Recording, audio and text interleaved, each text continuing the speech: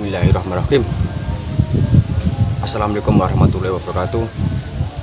Salam seduluran buat para pembudidaya lebah atau peternak lebah dimanapun Anda berada. Semoga kita selalu diberi rahmat dan ridho Allah dari Allah Subhanahu wa Ta'ala. Amin. Kali ini saya akan mencoba memberi inspirasi dari kami PSD Channel. Sebelum kita membudidaya lebah, harus kita pahami dulu itu lebah apa yang harus kita budidaya. Lebah bersengat atau lebah jak bersengat. Contohnya kalau lebah jak bersengat, lebah kelanceng atau lebah trigona. Kalau lebah bersengat atau lebah habis ternak atau lebah melifera, kita pahami dulu bagaimana cara atau bagaimana sistem kerjanya membudidaya lebah itu, baik dari lebah bersengat atau lebah tidak bersengat. Contohnya kalau di sini saya memelihara lebah habis ternak.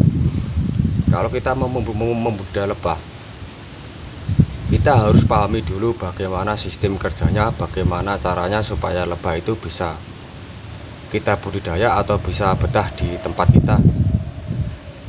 Pertama harus kita siapkan vegetasi dulu. Contohnya kita tanam vegetasi 1 tahun sebelumnya, kita tanam vegetasi. Kalau vegetasi kelihatannya sudah mencukupi, baru kita ambil lebah atau beli lebah di tempat-tempat penjual lebah. Yang kedua, kita harus belajar cara perawatan. Perawatannya itu sangat sulit lur, bahkan sangat sulit karena kita butuh penelitian dan butuh ketekunan dan butuh kesabaran. Peternak lebah itu bukan modal tekad aja lur, kita harus modal penelitian. Sebenarnya peternak lebah itu penelitian, bukan tekad. Tekad itu yang kedua, penelitian. Soalnya lebah itu, kita peternak lebah itu sangat sulit. Kita harus pahami dulu apa keinginan lebah, apa harus kita pahami dulu.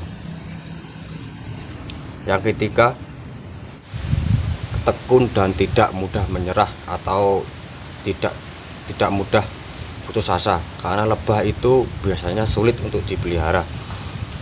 Kalau kita gampang menyerah, biasanya kita akan mengalami kegagalan. Itu pembelajaran kita kalau mau memelihara lebah. Satu, kita siapkan vegetasi. Kedua, kita belajar bagaimana cara perawatan atau bagaimana cara membudidaya lebah itu supaya bisa betah di tempat kita. Yang ketiga adalah ketekunan, atau kita siapkan mental kita supaya kita sabar dan tidak mudah menyerah. Kalau masalah cibiran orang atau masalah gini nggak usah kita urusin. Yang penting kita positif ke pemikiran kita untuk budidaya lebah. Jangan mudah menyerah. Yang penting ingat loh,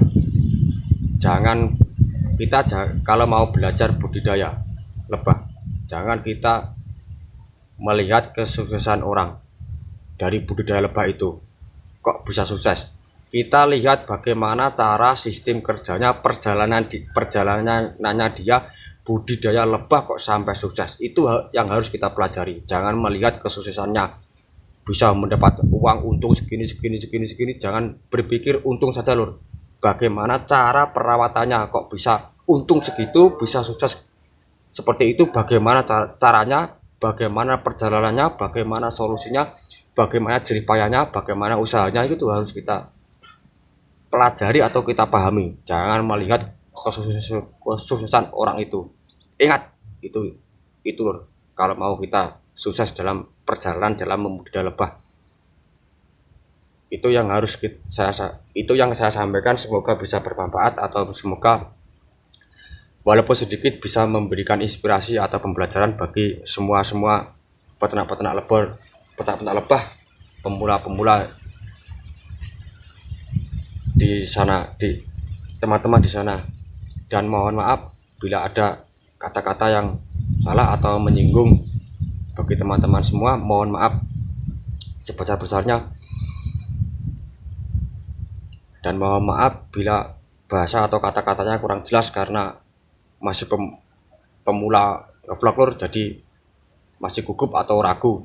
nggak pernah ngeplok, biasa orang desa jadi gugup ndredeg lur. Maaf bila ada kata-kata yang beledotan atau kata-kata yang kurang jelas, mohon maaf sebesar-besarnya, semoga bisa dipahami. Salam seduluran bagi kita semua, semoga Tuhan Yang Maha Esa selalu memberikan kesuksesan buat kita semua, amin amin ya rabbal alamin. Salam seduluran buat kita semua, buat peternak-peternak lebah dimanapun Anda berada, semoga sukses selalu, amin amin ya rabbal alamin. Salam, assalamualaikum warahmatullahi wabarakatuh.